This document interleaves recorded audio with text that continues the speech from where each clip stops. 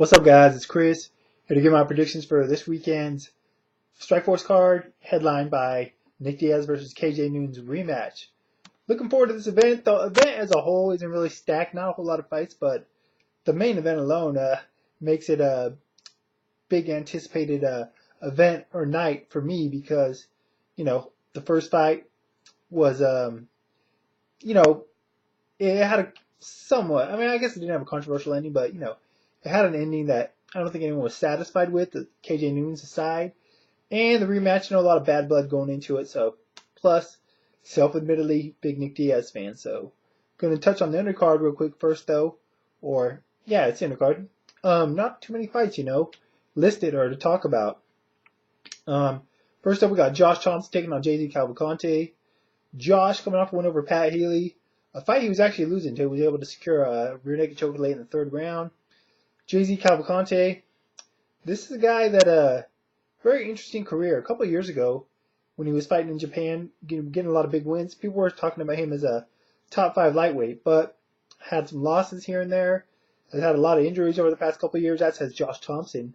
These guys have that in common.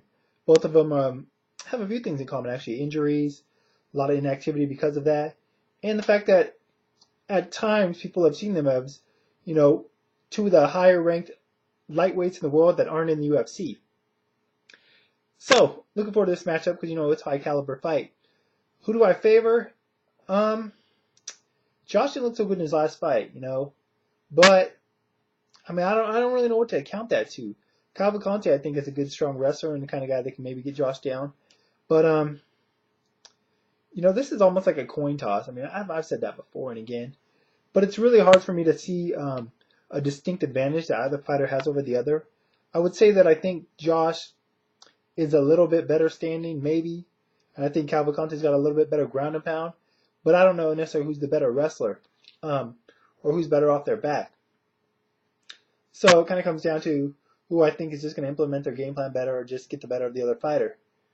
Or I guess who is the better fighter of the two. Obviously that won't be decided until after the fight's over. But that said, I'm going to go with Josh to punk Thompson and win this fight by decision. But won't be surprised if it goes either way. Next up, we got Tyron Woodley taking on Andre Galvao. Couple of young prospects. Galvao, world-class jiu-jitsu. Woodley, really good, strong wrestler. Woodley actually struggled a little bit in his last fight. Actually, both guys did. Woodley against a lesser caliber of opponent, though, ended up getting a split decision win. Galvao knocked out George Patino. Jorge Patino, let's call it that. In the third round after struggling the first couple of rounds. Both these guys are very highly touted when they first entered MMA. Still are to a degree, more so Woodley at this point, but have struggled at times. I asked the MMA fighter Jason High who he had in this fight because he fought Galvao and beat him. He's the one loss that Galvao has on his record. And Jason said he's picking Woodley. He said he's trained a little bit with him for this camp. So, based off that and just a stylistic matchup, I'm going to go with Woodley as well. I think Woodley's the better of the standing, although we don't think he has a huge advantage. Neither of these guys are really that refined stand-up fighters just yet. Takedowns, wrestling, big edge to Woodley. Submissions, jiu-jitsu, big edge to Galvao. But, Jason High, that is, was able to avoid Galvao's submission. So, assuming, and that's making a big assumption, that Tyron can do the same, I think he could win a decision. I don't think either guy's going to get stopped unless Galvao is able to submit Woodley, which once again would not surprise me. But I'm going to go with Tyron Woodley to win this fight by decision. Co-main event of the night, Women's 135-pound championship. Sarah Kaufman defending her title against Marloes Coenen. Sarah's coming off really impressive win. She knocked out Roxanne Modafferi with the slam in the first round, I believe it was. Marloes is coming off the devastating loss to Christina Cyborg. Now, Marloes is moving down a weight. That fight was at 145 against Cyborg. This fight's at 135. So it's probably going to be better for her to fight a more natural weight class. I don't know if weight played the sole factor in her against Cyborg, but either way, she got smashed. As for this matchup, I give the edge to Sarah Kaufman in the stand-up, but not a huge edge. Ground, Marloes Coenen, I think, is more well-versed with submissions, although Kaufman's no slouch down there. Kaufman's a champ and she's undefeated, and she's a really nice person. I've had a chance to interview her in the past. She's very, very polite, very likable fighter. If you ever get to talk to her or hear her in interviews, but I haven't really seen any intangible in her that really anything dynamic. I know she's undefeated in the champ, but there's nothing that really stands out. She has good crisp striking. That's her strength, but nothing real flashy or devastating.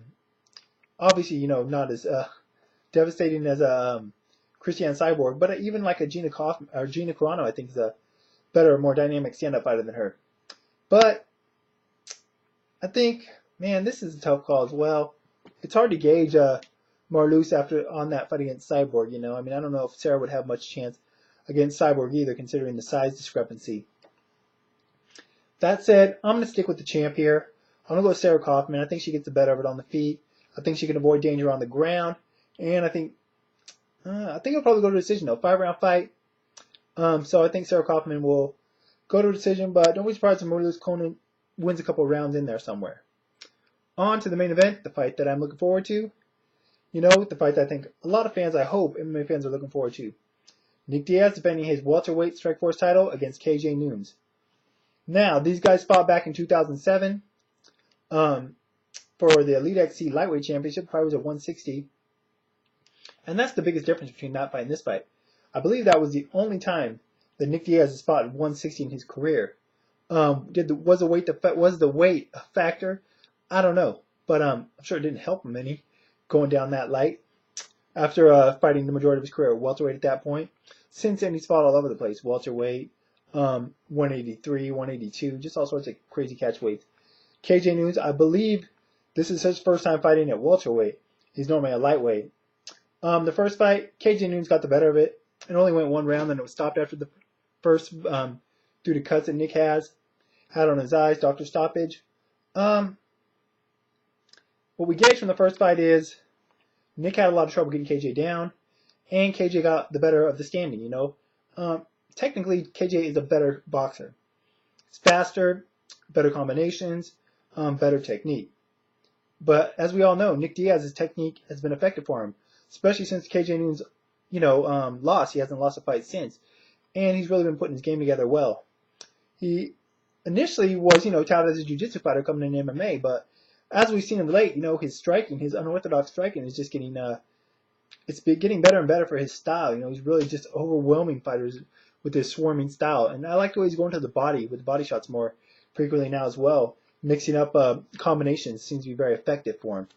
As for KJ, took some time off, recently came back, had wins over Connor Hewen, and then most recently, just a huge knockout of George Gurgel.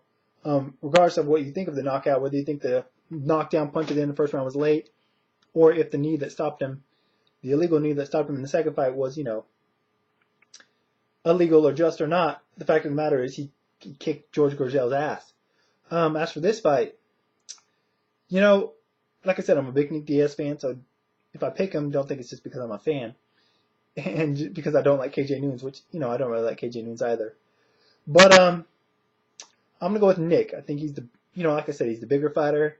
I think that size may play a bit of a factor.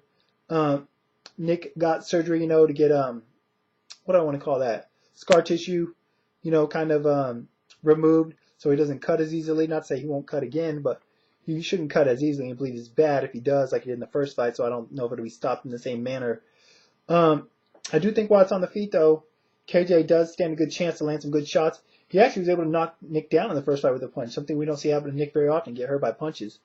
But I think that Nick, I would hope he takes, I don't know, Nick is a guy that doesn't mind getting hit, as we've seen him fight before, the way he taunts fighters, or he'll take a shot to give one. But hopefully he'll shore up his defense a little bit.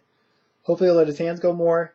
And, if he's smart and he's getting overwhelmed on the feet, hopefully he will not only look, will be able to take the fight to the ground. I'm saying hopefully from a Nick Diaz perspective, not just saying, I hope he does it because I hope he wins. But I think that's what he needs to do to win. If the fight goes to the ground, I think Nick should be able to win in short manner. His ground game is, light years, I think, above KJ Noons, who really has never really been tested on the ground all that much at all, especially with the fighter of Nick Diaz's jiu-jitsu caliber. But you never know what's going to happen. Could play out like the first fight, could go completely different. Who knows? 5-round fight. I don't think it's going to go 5 rounds. I talked about this fight a little bit yesterday on the radio show, Science of Bites, with MMA fighter Cole Escovedo. He gave his take on it. He said he knows both guys. He favored Nick slightly as well. If you guys want to hear why, you can go back and listen to that. But yeah, I'm going to favor Nick. Maybe a foolish pick, maybe picking because I'm a fan, even though I try not to do that. I try to be unbiased when it comes to predictions. But end of the night, I think Nick Diaz is going to win this fight on the ground with a submission. But if KJ Noons is able to win, with his stand-up, I will not in any way be shocked or surprised. Anyways, that's it for now. I probably won't be back to talk about these fights on Sunday. I don't know. We'll see. I was going to say check out the radio show next Sunday, but I don't know if I'm going to be doing the show next Sunday. I might have some other stuff going on. But you can check out the radio show any other time, on-demand podcast, whatever you want to call it. Yesterday's show, like I said, we talked about this fight a little bit. Me and Cole Escovedo, he was a guest, real good interview as well from him. And, Science of Violence radio show every Sunday. I'll put a link in the information part as always, as well as a link to my Twitter. Anyways, that's it for now. Let me know who you guys think's going to win, Nick Diaz or KJ Noons. Who you want to win.